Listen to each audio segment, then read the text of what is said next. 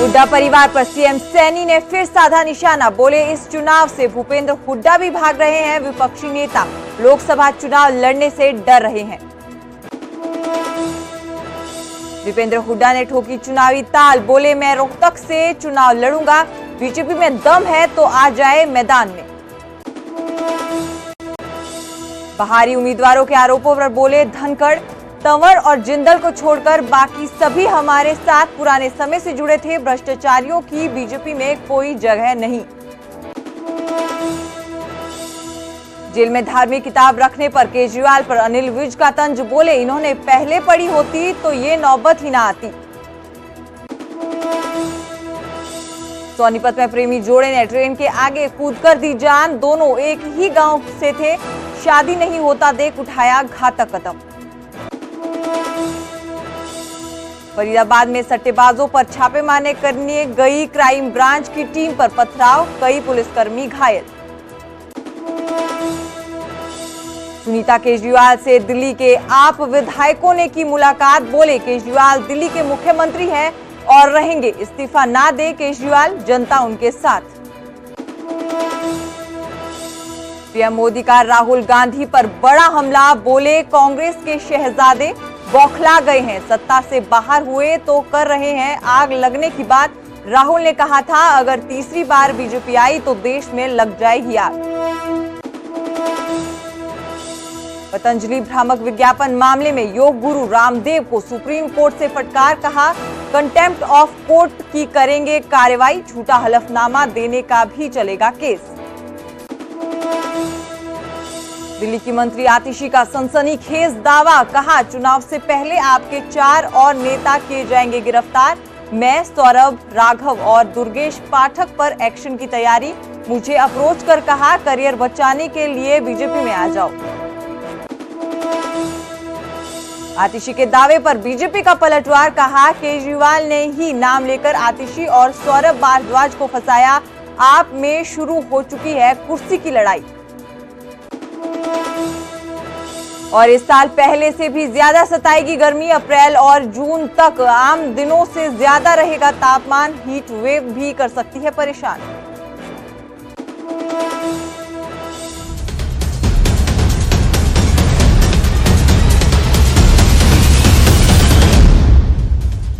Haryana prime देख रहे सभी दर्शकों का स्वागत है। आप सभी के साथ मैं हूं सुजाता कंवर और बुलेटिन की शुरुआत करेंगे अहम खबर के साथ।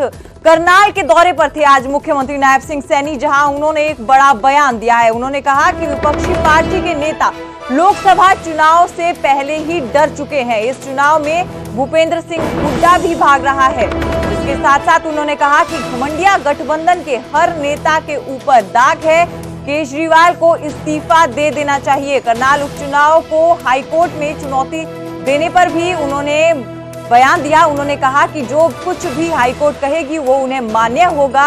और बड़ा बयान मुख्यमंत्री नायब सिंह सैनी ने दिया है। गठबंडिया गठबंधन कह के पुकारा है इंडिया गठबंधन के नेताओं को। और उन्होंने कहा कि केजरीवाल को अब इस्तीफा दे देना चाहिए। करनाल उपचुनाव को लेकर बैठक थी। विधानसभा का उपचुनाव उसे लेकर भी और लोकसभा का जो चुनाव है उसे लेकर भी मुख्यमंत्री पहुंचे थे। कोर कमेटी की बैठक की गई और उसके बाद नायब सिंह सैनी ने बड़ा बयान दिया। कांग्रेस ने अभी तक उम्मीदवारों की सूची जारी नहीं की है, जिसपे नायब सिंह सैनी ने कहा कि कांग्रेस डर चुकी है चुनावों से और भूपेंद्र सिंह हुड्डा भी भागते हुए नजर आ रहे हैं।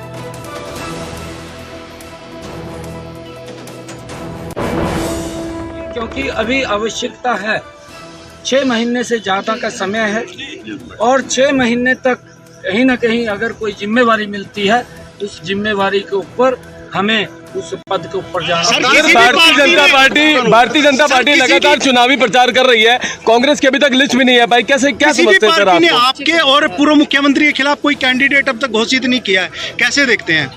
नहीं, देखिए, पार्टियां तो सभी अपने अपने प्रत्याशी उतारेंगी जी, परंतु कहीं ना कहीं दूसरे दलों के अंदर इस बात को लेकर के भी मंथन है कि अगर किसी बड़े नेता को उतार दिया वो हार जाएगा।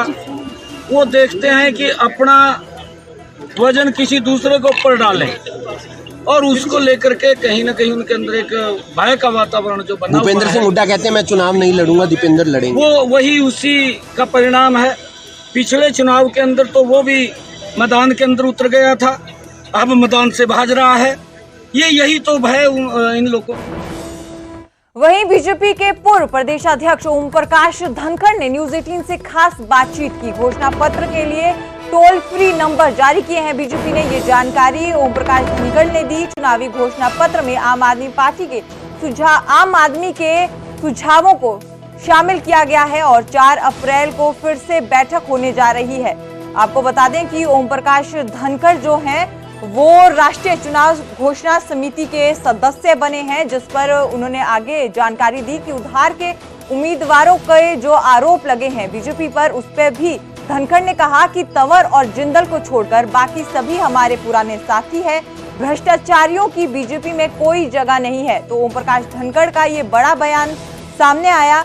राष्ट्रीय चुनाव घोषणा पत्र समिति के सदस्य हैं ओम प्रकाश धनखड़, जहां उन्होंने घोषणा पत्र को लेकर आम आदमी के सुझावों पर जो है तैयार किया जाएगा बीजेपी का घोषणा पत्र। और इसके अलावा जो बार बार कांग्रेस आरोप लगा रही है कि जो कांग्रेस से ही बीजेपी में गए उन्हें ही बीजेपी ने चुनावी मैदान पे उतार दिया, उसको लेकर भी ओम प्रकाश धनखड़ ने बयान दिया है। देखिए, हमने बहुत व्यापक स्तर पर जनता में से इसमें राय ली है। हमारे 916 वीडियो में निकले हैं, 3002 विधानसभाओं में घूमकर आए, लगभग आधे से अधिक देश में 37,000 लोगों ने बहुत कॉन्क्रीट सुझाव दिए हैं जिनका अध्ययन हो रहा है। इसके साथ साथ जो है 3,77,000 लोगों ने मिस कॉल की, जिस पर हमने सुझाव मांगे हैं, और 1,67,000 लोगों ने नमो ऐप पर सुझाव दिए।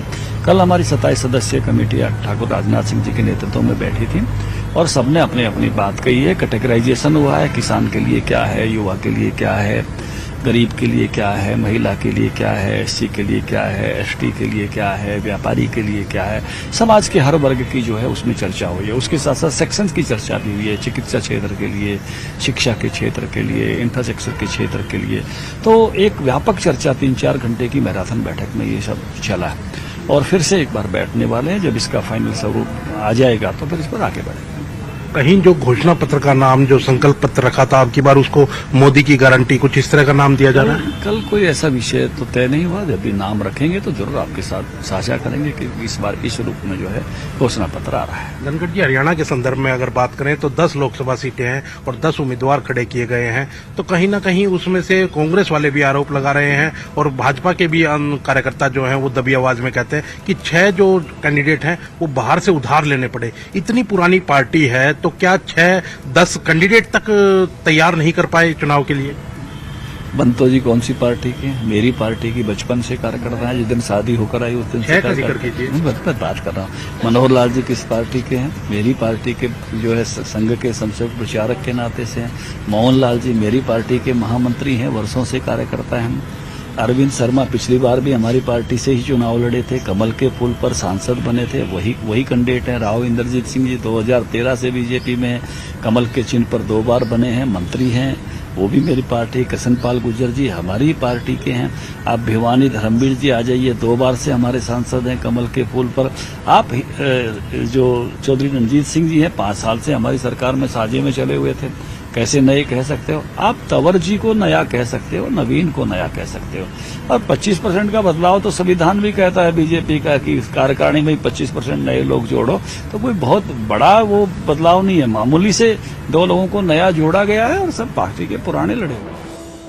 और अब बात करेंगे कांग्रेस के राज्यसभा सांसद दीपेंद्र हुड्डा के बारे में। दीपेंद्र हुड्डा ने चुनावी ताल ठोकी है। उन्होंने कहा कि मैं रोहतक से चुनाव लड़ूंगा, बीजेपी में दम है तो मैदान में आ जाए, हाईकमान का आशीर्वाद और जनता का आशीर्वाद मेरे साथ है, ये कहा है दीपेंद्र हुड्डा ने। इसी के साथ साथ उन्होंने बीजेपी और जेजेपी के गठबंधन को टूटने की एक नई वजह बताई। उन्होंने कहा कि बीजेपी रोहतक की सीट छोड़ना चाहती थी, बीजेपी ने जेजेपी को कह दिया था कि रोहतक से लड़ो, जेजेपी ने रोहतक का नाम सुनकर गठबंधन ही छोड़ दिया। तो ये बड़ी बात कही है दीपेंद्र सिंह हुड्डा ने और उन्होंने चुनावी ताल भी ठोकी है। कहा है कि मैं रोहतक से चुनाव लड़ूंगा और बीजेपी की चुनौती दी कि अगर दम है तो मैदान में आ जाए। हम घोषणा अपनी सही समय पे करेंगे और सही उम्मीदवार आएंगे। जिस तरीके से कहा कहा जा रहा है कि बड़े बड़े नेता चुनाव लड़ने से कतरा रहे हैं, कुछ जवाब देना चाहेंगे? नहीं जी, मैं पिछले 6 महीने से मैं कह रहा हूँ भाजपा आ जाए मैदान में, मैं लड़ूंगा चुनाव। रोहतक से हाईकमांड का आशीर्वाद मिलेगा, मुझे विश्वास है, और मैं रोहतक से चुनाव लड़ूंगा, लोगों का भी आशीर्वाद मिलेगा। और ये तो बीजेपी और जेजेपी वाले हैं, आपने देख लिया दुष्यंत चौटाला का बयान। बीजेपी ने कहा कि हम रोहतक की सीट ही छोड़ते हैं, उन्होंने कैंडिडेट ही नहीं मिल रहा था, उन्हें हम सीट ही छोड़ते हैं जेजेपी के लिए। और जेजेपी ने कहा कि रोहतक का नाम सुन के हम अलायंस ही छोड़ते हैं। तो ये तो अपना बीजेपी जेजेपी के लिए छोड़ रही है, जेजेपी ये भाग रहे हैं, ये भाग रहे हैं। हम तो मैं ताल ठोके कह रहा हूँ, आप जो है कह रहे हैं कि कोई, वो कह रहे हैं कि कोई नेता चुनाव लड़ने का, मैं ताल ठोक के कह रहा हूँ पिछले 1 साल, मैं 1 साल छोड़ो, मैं तो पिछले 5 साल से कह रहा हूँ मैं दोबारा आऊँगा चुनावी रण में। मैं तो एक दिन भी नहीं कहा कि मैं चुनावी रण में नहीं हूँ।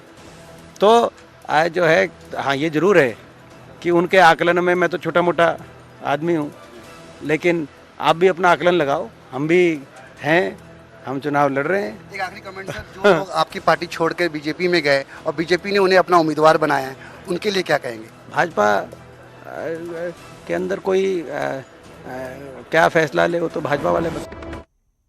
बात अब किसानों की करेंगे। हरियाणा में किसानों की जो फसल खरीद है वो शुरू हो चुकी है। सरसों की फसल खरीद तो पहले ही शुरू हो चुकी थी, लेकिन अब जो है 1 तारीख से गेहूं की फसल खरीद भी शुरू हो चुकी है। और इसी को लेकर मंडियों में जो फसल खरीद हो रही है उसे लेकर हरियाणा के कृषि मंत्री कंवरपाल गुर्जर ने बयान दिया है। उन्होंने कहा है कि मंडियों में फसल खरीद को लेकर पूरे प्रबंध कर दिए जा चुके हैं। पहले की तरह ही किसानों को पेमेंट की जा रही है। 72 घंटों के अंदर अंदर किसानों के खाते में जो है वो पेमेंट आ रही है। वहीं आढ़तियों द्वारा जो है वो हड़ताल की जा रही है हरियाणा की कई जगहों पर। उस पर कंवरपाल गुर्जर ने कहा कि वो आढ़तियों की हड़ताल पर भी उनसे बात करेंगे। कुछ चैनलों ने कहा है कि भाई खरीद इतनी मंडी में नहीं, अभी तो हमारे यहाँ आया ही नहीं। आपके पास भी अगर आप देखो तो आपकी मंडी में भी मेरे लगे 1 क्विंटल अनाज नहीं आया होगा। आसपास की किसी मंडी में भी कटाई शुरू भी नहीं हुई है। मैं समझता हूँ कि अभी 10 दिन और लगेंगे या 10 अप्रैल से पहले। मैं नहीं समझता कि कहीं कटाई लगेगी, अभी 10 दिन लगेंगे। ठीक है, परली साइड में कहीं जैसे महेंद्रगढ़ साइड है, भिवानी है, वहाँ कुछ है, वहाँ आया, लेकिन हमारे पुख्ता इंतजाम बिल्कुल कहीं किसी प्रकार की कोई दिक्कत नहीं आने। उनका मैंने अखबार में ही पढ़ा के वो कुछ इस बात का विरोध कर रहे हैं, लेकिन जब आड़ती आएंगे तो उनकी समस्या को सुलझा लेंगे। कोई पेमेंट के लिए दिक्कत नहीं है। 72 घंटे में सबकी पेमेंट आती है। 48 से 72 घंटे के बीच में हर साल पेमेंट किसान के खाते में आ जाती है, किसी को कोई समस्या नहीं है और ना ही अब की बार। यमुनानगर में मुख्यमंत्री नायब सैनी के मैराथन दौरे पर कांग्रेस विधायक ने तंज कसा है। रेणु बाला ने कहा कि जनता बीजेपी को जान चुकी है और इस बार के चुनाव में जनता बीजेपी को सबक सिखाएगी। सीएम अब चाहे कुछ भी क्यों ना कर ले, वो जनता का मन नहीं बदल पाएंगे। वहीं किसानों की फसल बर्बादी पर भी रेणु बाला ने सरकार को घेरा और कहा कि जल्द से जल्द क्षतिपूर्ति पोर्टल को खोला जाए ताकि किसान रजिस्ट्रेशन कराकर फसलों का पैसा सरकार से ले सके। जिला यमुनानगर में आए, चाहे वो 1 बार आए, चाहे वो 3 बार आए, चाहे वो 10 बार आए, लोगों का मन नहीं बदल सकते, क्योंकि अब जनता ने अपना मन बना लिया है। अभी कल की अगर हम बात करें, यमुनानगर ज़िले में अब हमारा यमुनानगर विधानसभा में रैली माननीय मुख्यमंत्री जी की हुई, जिसमें साफ तौर पे देखने को मिल रहा है कि वहाँ पर जो लोग बैठे हुए थे, कितने लोग थे और कितनी कुर्सियाँ वहाँ पे खाली थी। अभी बेमौसमी बरसात हुई, जैसे पीछे ओलावृष्टि भी पड़ी, तो उससे हमारे किसान साथियों की जो है फसल जो है बहुत ज़्यादा ख़राब हुई है, बहुत ज़्यादा किसानों को नुकसान हुआ है। उस हिसाब से मैं मानती हूँ कि सरकार को सभी किसानों की सबसे पहले तो फसलों की गिरदावरी करा के उनको उचित मुआवजा दिया जाए। और ये बात अगर मैं आपको कहना चाहूँगी कि मैंने विधानसभा सेशन में भी ये मुद्दा उठाया था कि हमारे किसान साथियों को उनकी फसल का मुआयना करा के, उनकी गिरदावरी करा के उनको उचित मुआवजा दिया जाए। और दिल्ली के मुख्यमंत्री अरविंद केजरीवाल 15 अप्रैल तक जेल में रहेंगे। इस दौरान उन्होंने रामायण, महाभारत समेत 3 किताबों की मांग रखी। इस पर पूर्व गृह मंत्री अनिल विज ने तंज कसा और कहा कि अगर इन्होंने पहले ये पढ़ी होती तो ये नौबत ना आती।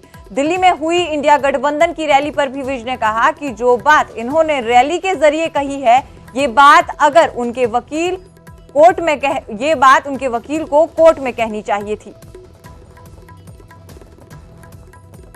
ये जो केजरीवाल जी ने जेल के अंदर रामायण और गीता की मांग की है, अगर इन्होंने ये पहले पढ़ लिए होते तो ये नौबत ही ना आती। इन्होंने अगर गीता और रामायण को पढ़ा होता तो ये आज नौबत आनी ही नहीं। वो उनके दिमाग में के किसी न किसी कोने में, जैसे हर जो भगत होता है वो दिमाग में कोई ना कोई अपना आराध्य बनाता है, उसी प्रकार से इनके दिमाग में प्रधानमंत्री इनका आराध्य है। तो जेल के अंदर भी वो प्रधानमंत्री बनने की ख्वाहिश को छोड़ना नहीं चाहते। हरियाणा की राजनीति में बयानबाजी जारी है। अब कांग्रेस के पूर्व मंत्री अशोक अरोड़ा ने बयान दिया है। कांग्रेस चुनाव के लिए पूरी तरह तैयार है, ये कहा है अशोक अरोड़ा ने। इसके साथ साथ उन्होंने कहा कि उम्मीदवारों की घोषणा को लेकर बीजेपी जो बार बार उन पर आरोप लगा रही है कि कांग्रेस डर चुकी है, उसे लेकर भी उन्होंने बीजेपी को आड़े हाथों लिया। उन्होंने कहा कि उम्मीदवारों की घोषणा कांग्रेस ने करनी है, बीजेपी के अंदर का तो डर बोल रहा है। वहीं उन्होंने बीजेपी पे आरोप लगाया कि पार्टी में 5 मिनट पहले आए लोगों को बीजेपी ने टिकट दे दी। बीजेपी को इतनी जल्दी थी कि रणजीत सिंह चौटाला को सदस्यता दिलाने के लिए सारी परंपराएं तक बीजेपी भूल गई। हमारी जो हरियाणा प्रदेश की स्क्रीनिंग कमेटी है उसकी मीटिंग 12 बजे होने जा रही है और उस मीटिंग के बाद जो हमारी सेंट्रल बॉडी है उसके पास उसकी लिस्ट को भेज दिया जाएगा और उम्मीद है कि जल्दी ही 2-4 दिन में कांग्रेस पार्टी की लिस्ट आ जाएगी। कांग्रेस पार्टी चुनाव के लिए पूरी तरह तैयार है और हरियाणा प्रदेश ही नहीं, इस देश के लोग भी इस सरकार को बदलने के लिए तैयार रहते हैं। भाजपा कह रही है ये डरी हुई है कांग्रेस, इसीलिए अपनी कैंडिडेट डिक्लेयर नहीं कर पा रही है। ये भाजपा का अंदर का डर बोलता है। कैंडिडेट हमने डिक्लेयर करने हैं, डर उनको हुआ है। उसका डर यही है कि उनको उम्मीदवार नहीं मिले। आप देखें नहीं कि जिन लोगों को 5 दिन पहले पार्टी में ज्वाइन करा, 5 मिनट पहले उनको टिकट दे दी। और एक भाई तो एक ऐसा था जिसको इतनी जल्दी हो रही थी कि वो परंपराएं जो संवैधानिक है उसको भी भूल गए थे।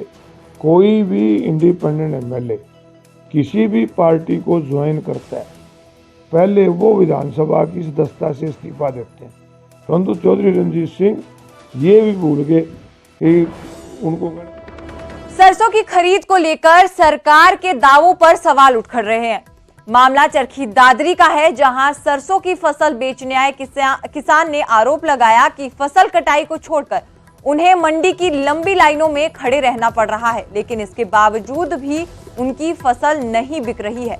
वहीं फसल खरीद को लेकर भी प्रशासन के दावे हवाई साबित हो रहे हैं। प्रशासन किसानों की कोई सुध नहीं ले रहा है, किसानों को मंडी में पीने का पानी भी नहीं मिल रहा है। इस मामले में मंडी सचिव से जब बात की गई तो उन्होंने कहा कि खरीद को लेकर पुख्ता प्रबंध किए गए हैं। ये व्यापारियों को जो ट्रैक्टर बड़े व्यापारी लाते हैं माल को, वही टोकन कटवाते हैं। जमींदार की कोई फैसिलिटी नहीं। जैसे रामकुमार प्रधान बोलता है कि पानी की व्यवस्था है, बैठने की व्यवस्था है, जमींदार का किसी प्रकार की व्यवस्था नहीं है। जो व्यापारी लाते हैं वही घुस देते हैं, वही टोकन कटते हैं उन्हें के, लेकिन जमींदार की कोई व्यवस्था नहीं है। आप कब से यहाँ पे लाइन में लगे हुए हैं? हम सुबह 4 बजे आए थे, लेकिन अभी तक नंबर नहीं आया। व्यापारियों ट्रैक्टर लकड़ते हैं, गेट पर न पुलिस वालों का कोई बंदोबस्त है, पुलिस भी छोड़ के चली जाती है। ये डॉक्यूमेंट लेके, लेकिन औरों के सबके कटते हैं, हमारा कुछ नहीं कटता। हम आया था तड़के 4 बजे लाइन में आके लग गया था ट्रैक्टर लेके। पूरा कोई तो व्यवस्था नहीं था, कोई किसी से डाल को कोई समाधान नहीं था। पूरा आपस में तो बेड़ी जाओ जमींदार है, जो व्यापारी राटती जी उनका पहले तो कर काटी जाए। मारा भर का लिया 100 कुंटल लिया चाहे 50 कुंटल से लिया, मारा तो 1-2 टोकन है और उनका 5-5 टोकन है।